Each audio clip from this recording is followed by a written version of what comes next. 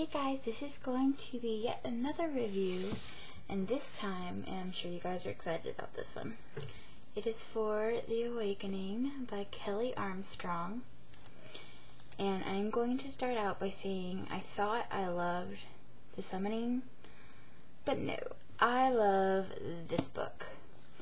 It was 100 times better than the first one, and I was kind of reluctant to start this one at first because I didn't want it to tarnish my love of The Summoning, but I have to say this one's definitely better.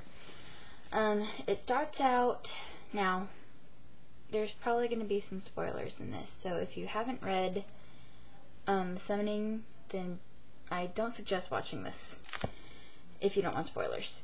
It starts out with Chloe being in the Lyle House company again, only this time they're called the Edison Group, and they are doing experiments on the supernaturals, like always. No surprise there. And so they have Chloe and Ray ends up being the person that tattled on Chloe and Derek and Simon, and so she is brainwashed pretty much, and so she's the one, as you discover, she's the one that tattles. So they kind of spoil her and give her everything that she could possibly want to get her comfortable, because she's a supernatural, so of course they want to, do experiments on her. So, Chloe is able to escape from this house on her way to tell the people that are in charge of the house where Derek and Simon are. She doesn't, but she's able to lead them away with Tori, who is kind of a bitch in the first book, and she still is a bitch in The Awakening, but she's not as much. And she finds out that Tori is a witch, and Tori's mother is a witch, and she is a very talented witch. But they are indeed able to escape from her, and they do find Derek and Simon, and the whole book is basically their journey to try to find Derek and Simon's father, only they don't know where their father is, and so they try to find their father's friend called Andrew Carson, and Andrew is going to help them. They do end up finding him.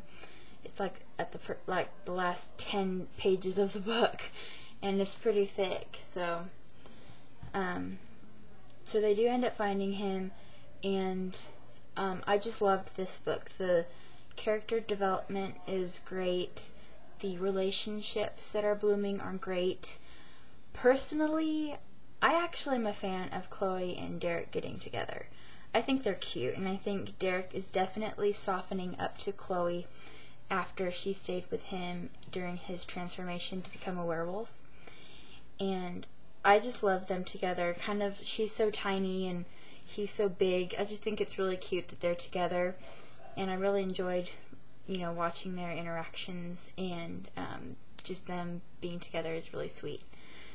So that pretty much covers everything. I highly recommend that you read this book. It is wonderful, and it's big print, which is great. I mean, I read this in, I think, 11 hours, so couldn't put it down. Kelley Armstrong has a way of just sucking you in right away. Like, I'm reading this book now, and I'm having a hard time getting over this, over The Awakening after the ending. And so now the story ends with Derek, Tori, Simon, and Chloe ending up in this home with Andrew Carson, and they're safe for now, and they are going to try to go back to the Lyle house to try to, free up some of the other patients that are there before the experiments happen and they die.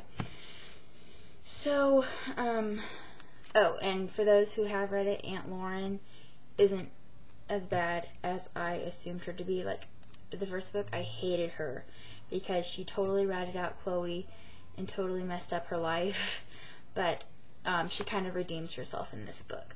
But her bad deeds don't go unpunished. So I'll leave it at that if you guys want to read it. So highly recommend it. I cannot wait for the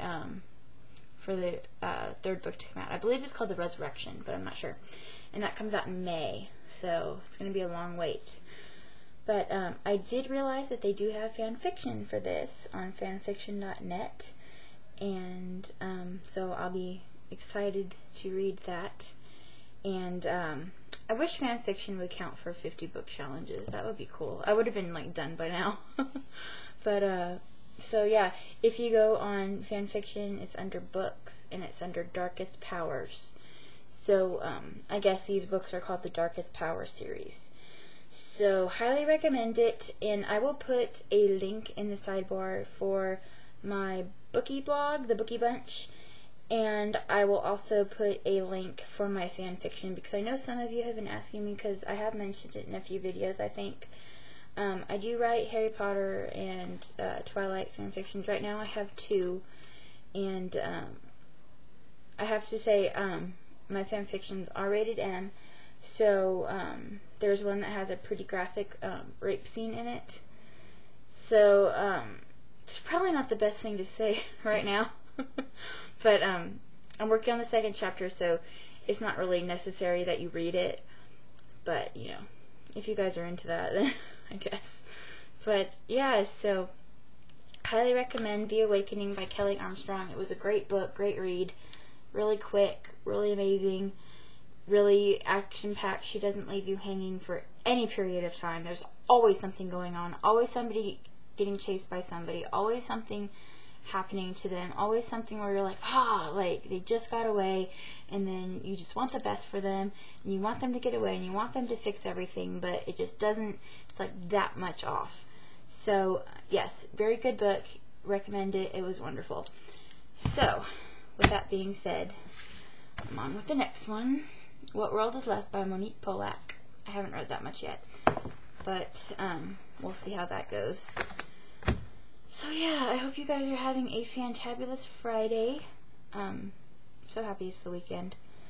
And I shall talk to you guys soon. Bye.